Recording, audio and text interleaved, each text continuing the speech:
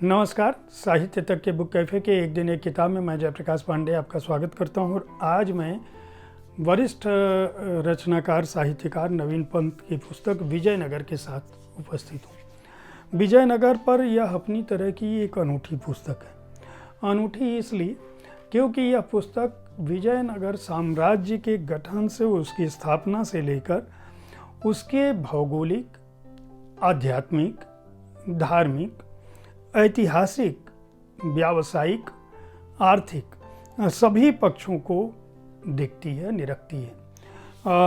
इतने श्रम से कोई पुस्तक लिखी जा सकती है यह समझना बहुत मुश्किल है। खासकर इस पुस्तक में कोई ऐसा इतिहासकार, चाहे वह पाश्चात्य जगत का हो, चाहे वह भारतीय जगत का हो, चाहे वह दक्षिणपंथी हो या वामपंथी हो, उन सभी की कृतियों पर नवीन पंत जी ने बहुत गहन दृष्टि डाली है। और उस गहन दृष्टि के साथ एक विराट अध्ययन के साथ वे इस पुस्तक को लिखने में सफल हुए हैं।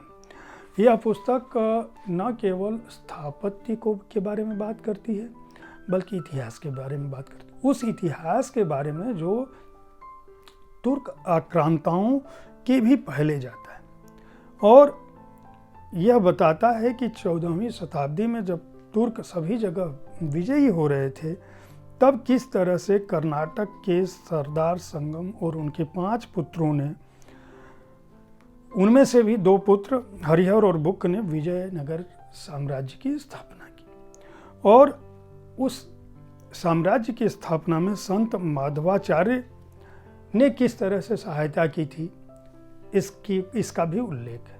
एक बहुत रोचक किंवदंती इस पुस्तक में है कि वहाँ पे विजयनगर साम्राज्य इसलिए स्थापित किया गया क्योंकि जो राजा थे वह देख रहे थे कि यहाँ लड़ाई के दौरान आश्चर्यजनक घटनाएं घट रही थी।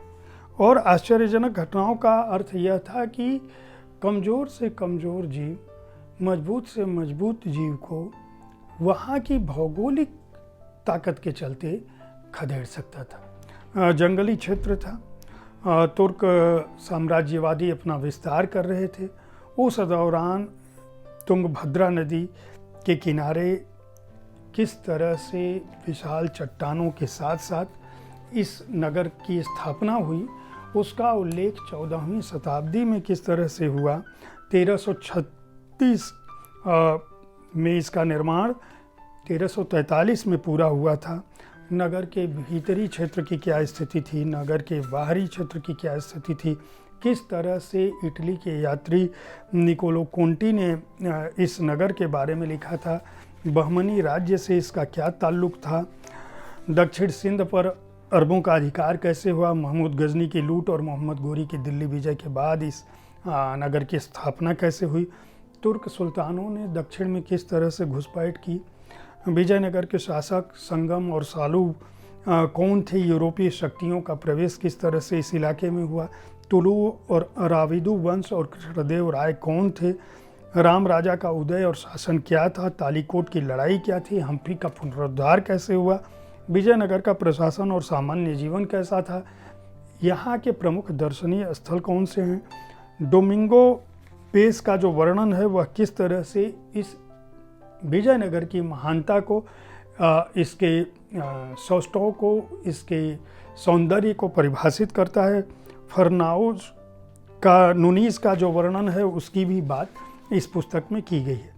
यानी यह पुस्तक अपने आप में विजयनगर के बहाने समूचे भारतीय उपमहाद्वीप में जो व्यवस्था थी, जिस तरह से आक्रमण हो रहे थे और जिस तरह से उस दौर के राजाओं ने अपने राज्यों को बचाने की कोशिश की थी उसको रखती है।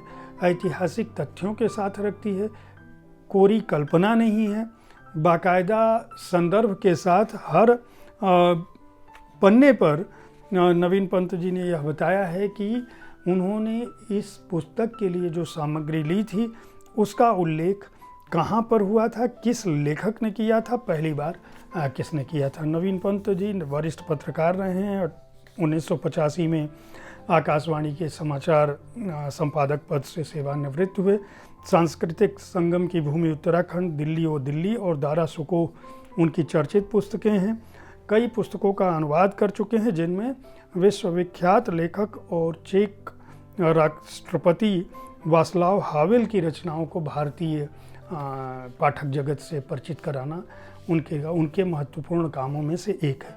उम्मीद है साहित्य तक का यह एपिसोड आपको पसंद आया होगा। इससे पहले मैं बता दूं कि इस पुस्तक का प्रकाशन सर्वभाषा ट्रस्ट की ओर से सर्वभाषा प्रकाशन ने किया है। हार्ड बाउंड संस्करण में कुल 184 पृष्ठ हैं और मूल्य है इसका 400 रुपये।